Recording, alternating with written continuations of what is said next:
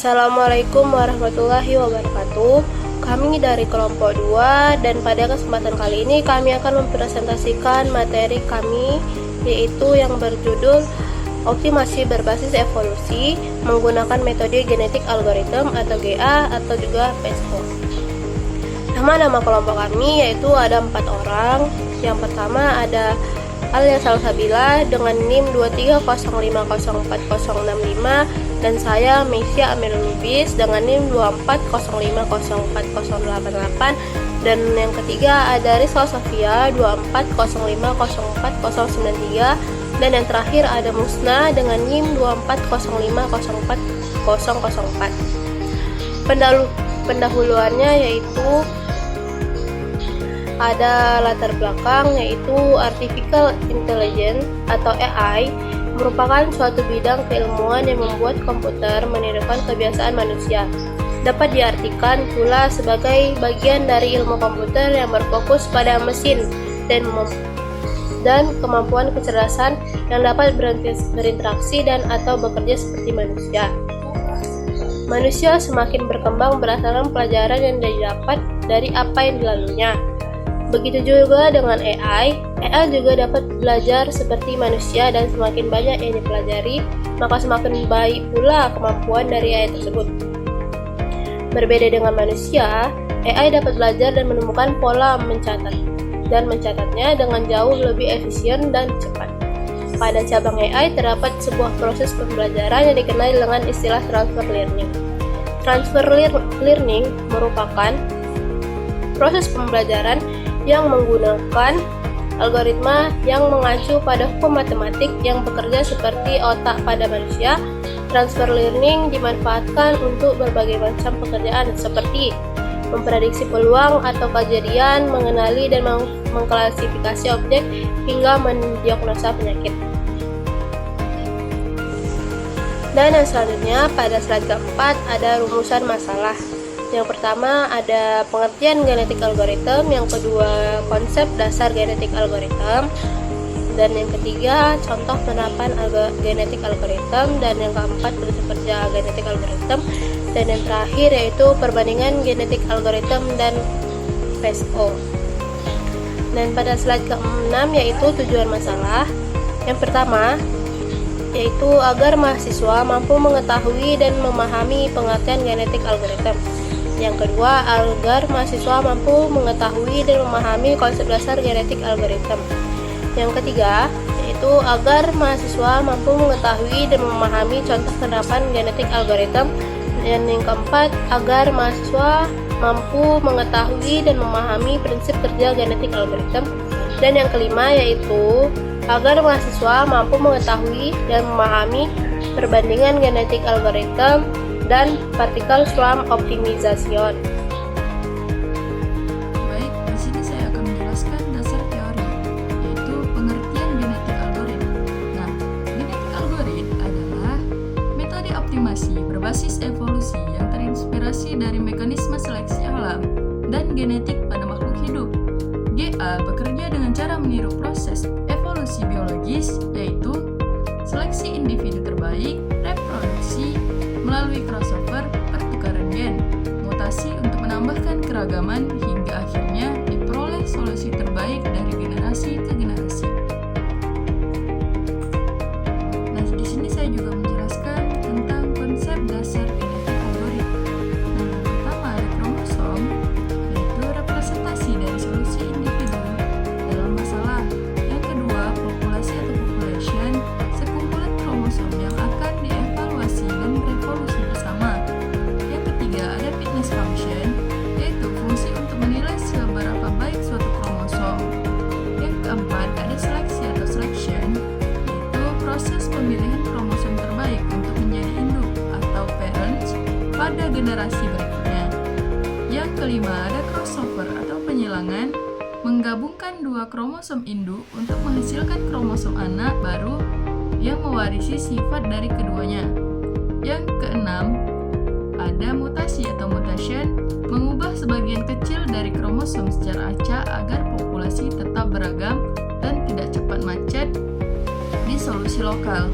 Yang keenam, ada generasi atau generation, yaitu satu siklus lengkap dari seleksi, crossover, mutasi, dan evaluasi. Nah, lanjut di sini ada contoh penerapan genetik algoritma. Di sini ada 5. Yang pertama, optimasi jadwal kuliah, mengatur dosen, waktu, tempat agar tidak bentrok. 2. Penjadwalan produksi di pabrik agar efisien. Yang ketiga, desain struktur bangunan dengan kekuatan optimal dan biaya minimum. 4. Optimasi rute, misalnya kurir dan transportasi. 5. Pemilihan parameter terbaik untuk model machine learning atau hyperslation dan hyperparameter tadi. Lanjut, di sini saya akan menjelaskan tentang prinsip kerja genetik algoritma. 1. Inisialisasi polusi. Cara kerjanya membuat sekumpulan solusi awal disebut kromosom secara acak. Yang kedua, ada evaluasi fitness, menghitung seberapa baik setiap solusi menggunakan fitness function. Yang ketiga, seleksi, memilih individu terbaik dari populasi berdasarkan nilai fitness untuk menjadi induk. Yang keempat, ada crossover, menggabungkan dua kromosom induk untuk tidak menghasilkan keturunan baru. Yang kelima, ada mutasi. Nah, mengubah sebagian kecil gen pada kromosom secara acak untuk menjaga keragaman populasi dan menghindar stuck pada solusi lokal. Yang keenam, ada pembentukan generasi baru. Cara kerjanya, populasi baru dibentuk dari hasil seleksi, crossover, dan mutasi. Proses ini diulang hingga mencapai jumlah generasi tertentu atau solusi terbaik dalam ditemukan. Baik, di sini saya akan menjelaskan tentang dua metode metodistik, yaitu genetic algorithm dan particle swarm optimization. Keduanya digunakan untuk menyelesaikan masalah optimasi yang kompleks. Yang pertama, GA, transpirasi dari proses evolusi biologis seperti seleksi alam, crossover, dan mutasi. Dalam metode ini, setiap solusi diwakilkan oleh kromosom dan akan berevolusi dari generasi ke generasi sampai ditemukan solusi terbaik. Sedangkan PSO meniru perilaku sosial kawanan burung atau ikan. Setiap solusi diwakili oleh partikel yang bergerak mencari posisi terbaik berdasarkan pengalaman dirinya sendiri dan pengalaman kelompoknya. Kalau dibandingkan, GA lebih unggul dalam eksplorasi solusi yang luas, cocok untuk masalah diskrit tapi agak lamban konvergensinya. Sedangkan PSO lebih cepat dan sederhana, cocok untuk masalah kontinu tapi bisa cepat berhenti di solusi lokal. Di slide selanjutnya ada metode penelitian. Ini adalah langkah-langkah penerapan GA untuk menyusun jadwal kuliah agar tidak terjadi konflik. Langkah yang pertama, definisikan masalahnya dahulu. Data yang digunakan yaitu daftar mata kuliah, dosen, waktu, dan ruangan. Tujuannya adalah agar jadwal tidak bertabrakan, misalnya dosen atau ruangan dipakai di waktu yang sama. Langkah kedua, representasi solusi atau kromosom. Setiap individu atau solusi diwakili sebagai satu jadwal yang lengkap. Langkah ketiga, fungsi fitness. Fitness digunakan untuk menilai seberapa baik jadwal tersebut. Semakin sedikit konflik, semakin tinggi pula nilai fitnessnya. Langkah keempat, inisialisasi. Di sini sistem membuat populasi awal berupa jadwal kuliah yang acak sebelum dilakukan proses evaluasi.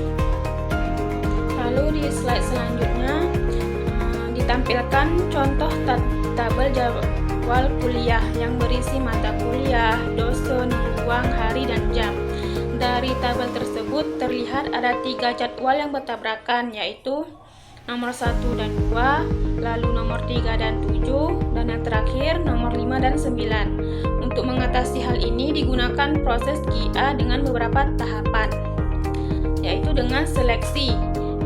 Memilih jadwal dengan fitness terbaik bisa menggunakan metode ELISIM atau roulette wheel.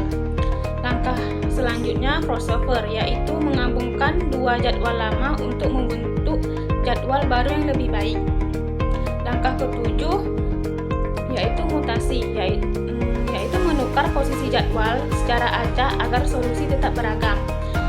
Selanjutnya, iterasi generasi, di mana proses seleksi, crossover, dan mutasi dilakukan berulang kali. Dan yang terakhir, setelah beberapa iterasi, jadwal dengan fitness tertinggi diambil sebagai solusi terbaik. Baik, di sini saya akan menjelaskan hasil analisa yang telah kelompok saya kerjakan.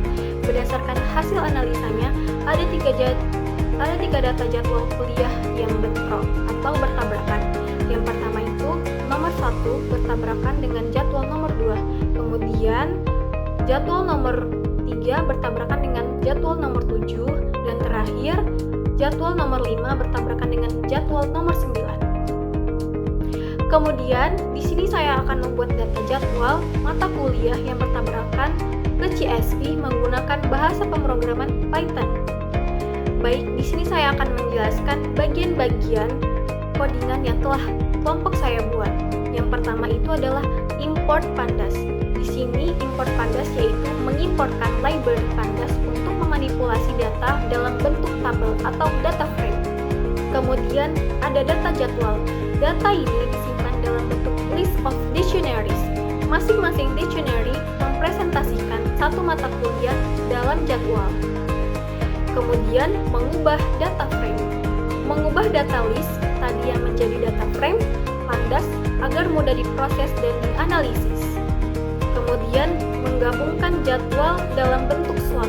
Tujuannya untuk mendeteksi bentrok jadwal jika ada dua mata kuliah yang sama atau hari yang sama. Kemudian mencari data yang bentrok, mengecek semua baris yang memiliki slot duplikat, tidak hanya duplikat kedua tapi semua yang kembar. Kemudian menyimpan data bentrok atau data yang bertabrakan ke file CSV bernama jadwal bentrok CSV tanpa kolom indeks untuk mendukung karakter non-ASCII seperti nama dosen atau nama mata kuliah. Kemudian ada output konfirmasi, memberitahu bahwa hasil file tersebut berhasil disimpan.